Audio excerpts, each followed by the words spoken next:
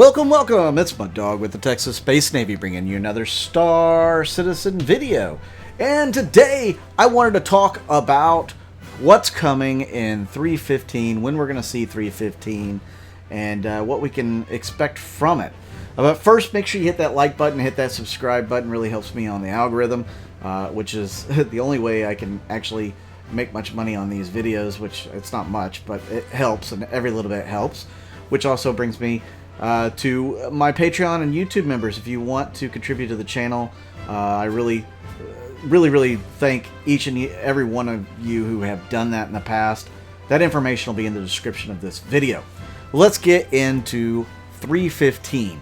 When do we expect 3.15? Well, as you know, it is the Q3 update, so we should be getting it sometime in quarter 3. Well, what are the quarters? So you got January, February, March is one quarter. Then you've got April, May, June being another quarter. July, August, September being the third quarter. And then October, November, December being the fourth quarter. Are we actually going to see this in the third quarter? Probably you and I won't.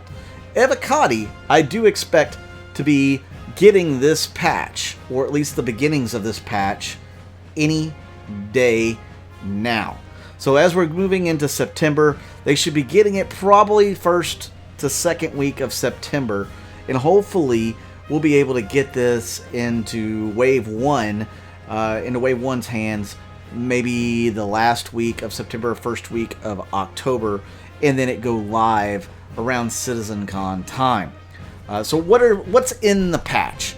Well, first, they have things still listed as tentative on here. So I will kind of go through the tentatives, and then we'll go through what is committed so far, which a lot of these things that are tentative will move over to the committed side of things as we get closer to release.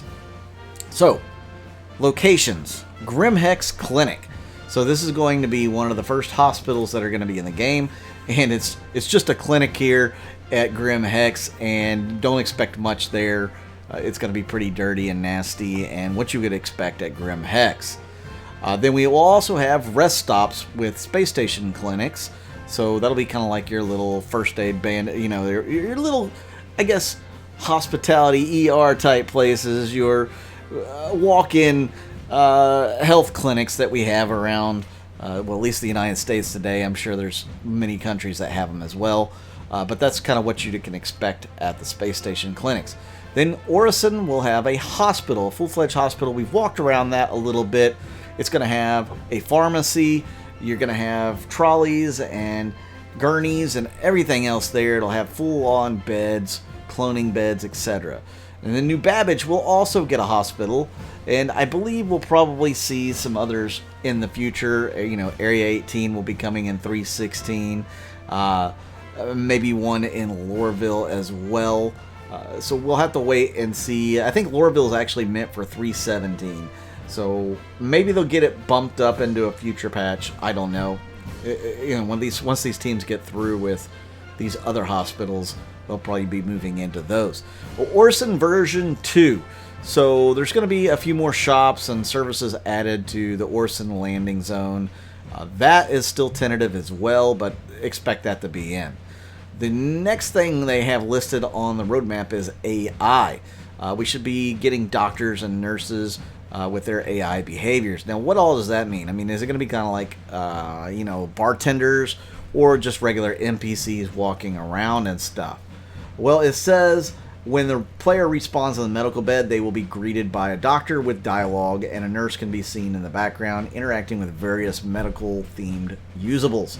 The medical tray, the IV drip, inspecting a medicine cabinet. It'll all add to the life and movement to the patient's room when you awake. Injured players that enter the room will also be greeted by a doctor and encouraged to heal themselves in a medical bed. So that's pretty cool. You know, we'll get some interaction there, a little bit anyways. Shops and patrons. So they're going to add vendor behavior to the coffee stand, pizza bar, kiosk, etc. So expect better AI there as well. Of course, we all know AI is kind of a dump. You know, it doesn't work all that great in the game right now, especially the longer a server is up.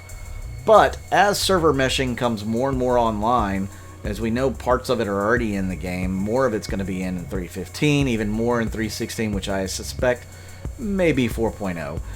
Again, that's speculation.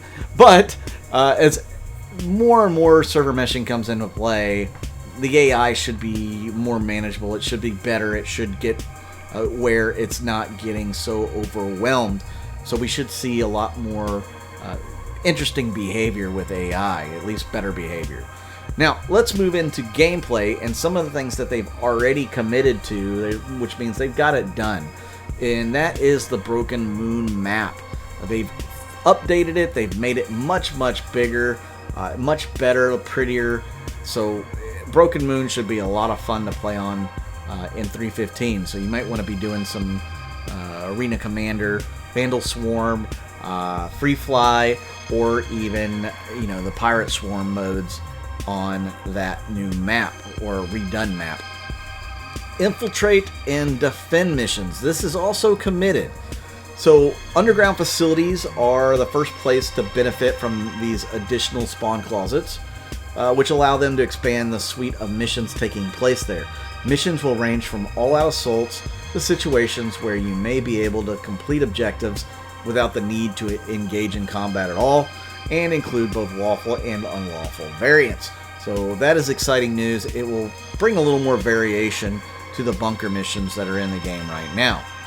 Back to tentative stuff. Physical local inventory support.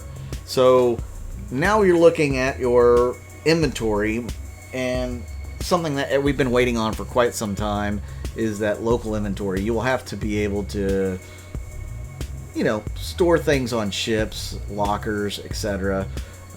But this is mostly the VMA, which is going to be your inventory tool in the mobiGlas that's going to get a lot more updating and whatnot.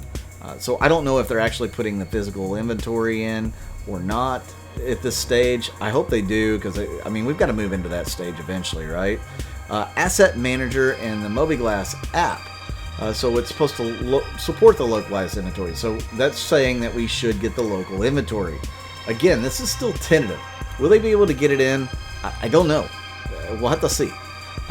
Something that they have committed to getting is loot generation tier 0. So they're going to implement a loot system that you can pick up weapons, stuff from crates, lockers, boxes, items, something, random and fun and unique maybe. So that should actually start bringing in some uniqueness to Star Citizen as far as items people are carrying and whatnot. Could be a lot of fun there too. FPS radar and scanning is on tentative, so they are going to try to bring in some sort of first-person shooter radar that you can use to locate enemies nearby. I don't know if it's going to be like something from the Aliens movie where you have motion tracking, or maybe it's heartbeat tracking that you get from Call of Duty. Who knows? It should be cool anyways, and I'm looking forward to see how that works in the game. Next thing that they have is actor feature personal inventory. So there it is. You will have personal inventory. I don't know why they didn't just group. Well, I do know why they didn't group all these together. But yeah, expect to have personalized inventory. You won't have infinite supplies of things on you. You'll have to store things on your different ships. Man, they're gonna have to have some really good persistence here. You're not gonna want to nuke your own ship, because you might have items on it. So this will be very interesting to see how things turn out for each and every one of us when we play the game. Are you going to take a ship out that's got more storage because you can store more stuff in it, but it might be more costly to run? This is going to start dealing with the economy of the game in ways that a lot of people don't think about. So definitely very interesting that we're going to get this personal inventory, and what are the impacts of it going to be. Tech healing tier 0 is tentative. We're going to get healing tier 0 hopefully, which means you'll be able to use some back-end tasks like related to the initial implementation of a healing feature. So this is going to be very basic. We're not going to get a whole lot with that as far as I can tell. Let me see. We may get the Cure Life medical tool and the Grey Cat multi-tool healing attachment. Both of those can be used to help heal NPCs and other characters in your party. I don't think those are intended for self-use, obviously, but you'll be able to help others. And actually, I think I heard you could actually be able to do damage to people if they're already at full health. Something else that has been committed to, bombs. We're finally going to get the A2 and its bombs. So those tier 10 bombs, how much damage are they going to do? Are they going to be just good for planets? Can you actually use them when you are in space, and how is that going to play out as well? NPC healing is going to allow players to heal other players and NPCs. Hopefully that also means NPCs healing you. Then we're also going to get the Redeemer, supposedly. These are still all tentative here, but I think we're going to have the Redeemer, and I think it's going to be the go-to gunboat in 3.15. I know my org's going to love using these things. They're just going to be really nasty.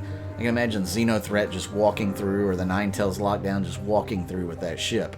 Same thing with the A2 Hercules Starlifter. That thing is a gunship as well. It's not just good for bombs. It's got a bunch of guns on it, so it should be phenomenal in those scenarios.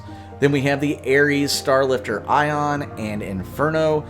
I am looking forward to getting my hands on these and seeing how well they do against other fighters, against big ships, against medium-sized ships. Yeah, I am so looking forward to that because they carry a size 7 laser cannon or a size 7 ballistic Gatling, and they're going to chew through ships of all kinds. I want to know what kind of maneuverability they have as well. But that's mostly what you're going to get in 3.15. And again, I think we're going to get this in Evocati hands probably in the next week or so. Hopefully. That way that, Wave 1 can get it by maybe the last week in September or first week in October, so that this thing is ready to go when CitizenCon launches. Well, what are we going to get at CitizenCon? Well, expect some goodies there. Maybe I'll do a whole nother video on what to expect there. But I do want to say thank you to everybody that's tuned in to watch this video. Make sure to hit the like button, hit the subscribe button. I can't thank you guys enough. You've been really awesome, and please continue to watch the videos all the way through. Click on the ads. Watch the ads all the way through. All of that helps the channel out, and I certainly do appreciate each and every one of you. Also, do you like where I put the TexasSpaceNavy and referral code in this video? Let me know in the comments down below. Thanks once again. I'm Muddog with the TexasSpaceNavy, and I'll see you out in the verse.